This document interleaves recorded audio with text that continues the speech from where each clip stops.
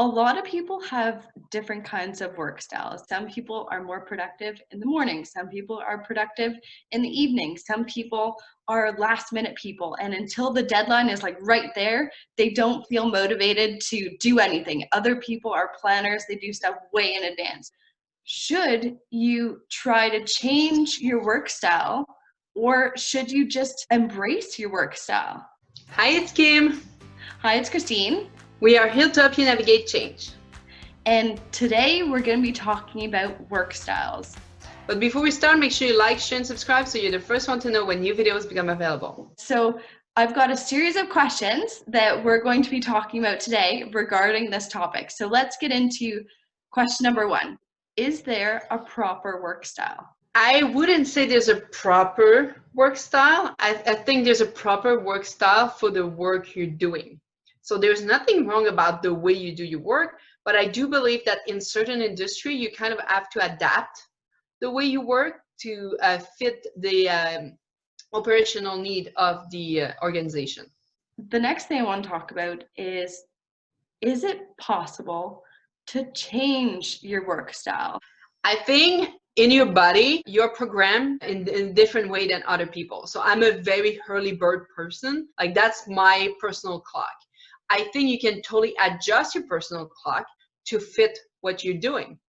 It can be very hard for a certain person to go all the way reverse. So what I'm saying is that I know some people that were always day worker and went on night shift, and it screwed their health, their productivity, some went into depression, some lost their family. So it is really, really important that you know yourself good enough that you do understand that you have your biological clock where you work the best and you adapt it within what you're comfortable with.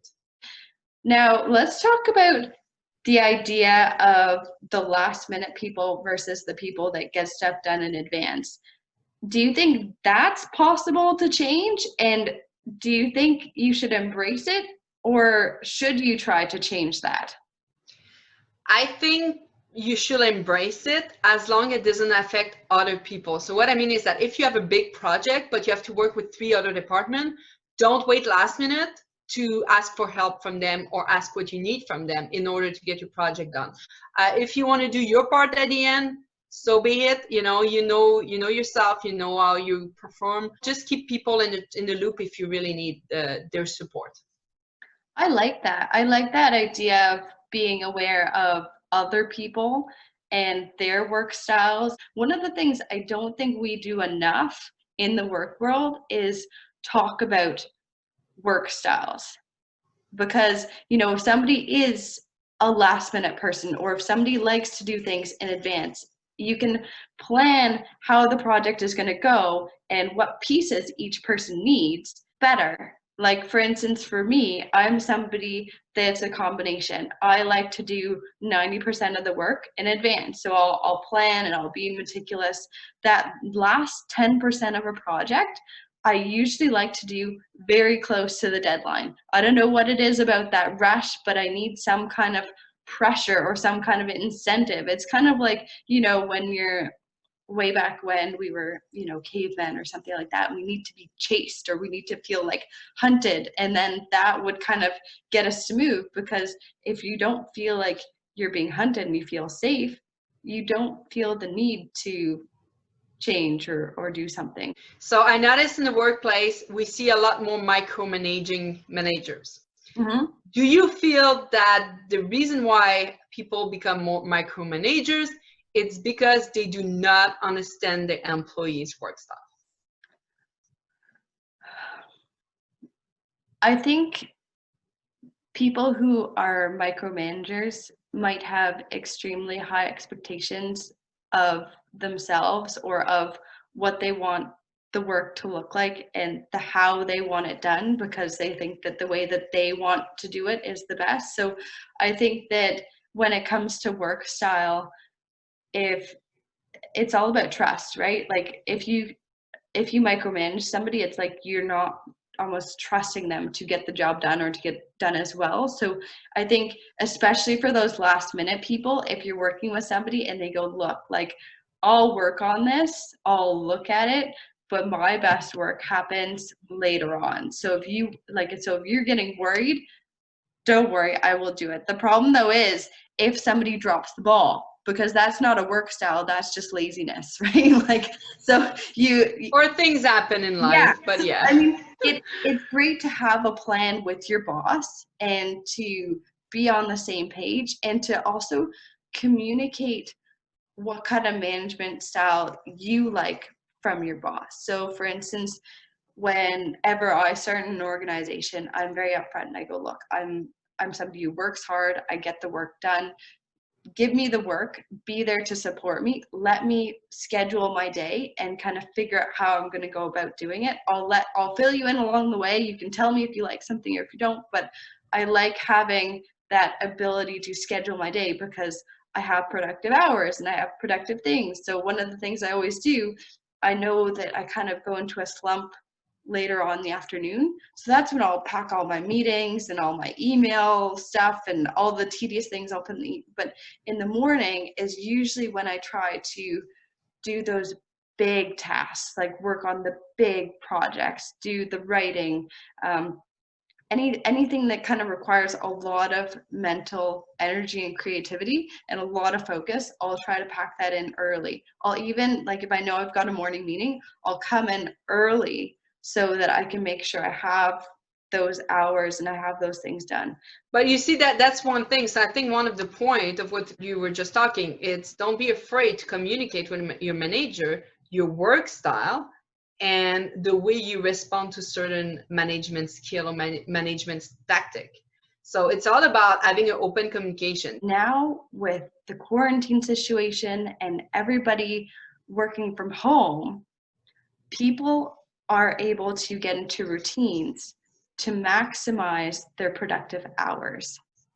So if you're a night owl, you no longer have to go to an office and be there during a specific time during the day. If you have ideas or you feel like you can bust out a report at 2 a.m., you can do that at 2 a.m. Mind you, like Kim says, you still have to make sure that you're communicating with your team and available during those specific work hours. What do you think about this, Kim? Like, do you think that living in a quarantine environment is helping people kind of maximize their productivity and their work style? And what do you think it's going to look like when people transition back into the work world after COVID? Well, it's a very interesting thing because I was reading an article a few months ago how people working from home tend to work more hours, right? Because the work is there, the work is accessible. So this is one side of the story. But you are right. It seems that more people are getting used to work from home. More people are starting to enjoy it because they create a plan. They have a schedule. Are people more aware of their productivity time? To be honest with you, I don't think so, unless somebody has really an interest to research it or to be self-aware. I don't think everybody knows their work style. So unless you really take time to think about it, I don't think it really affects how you work from home.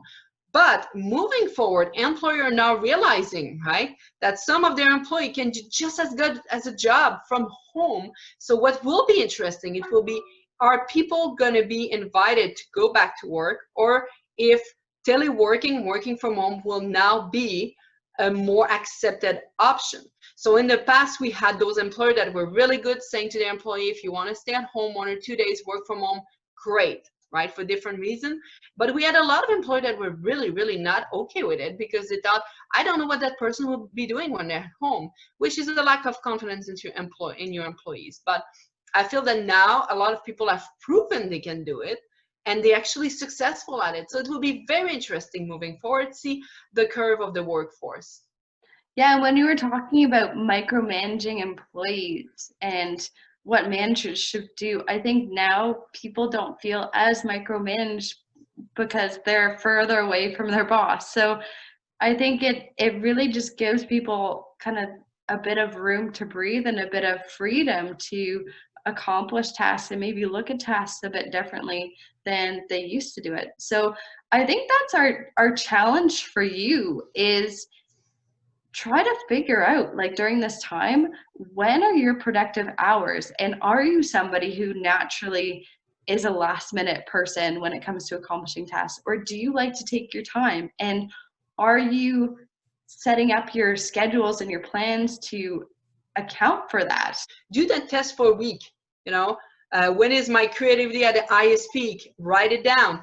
Every day, try to write down those little moments when you feel a little slow, you don't have motivation anymore. And then after a week, just look back at what you wrote, and you'll have a pretty good idea of where you are in your work style and where you can maximize your time. So if you have any comments or any other subject you would like us to talk about, please feel free to write it in the comment section below.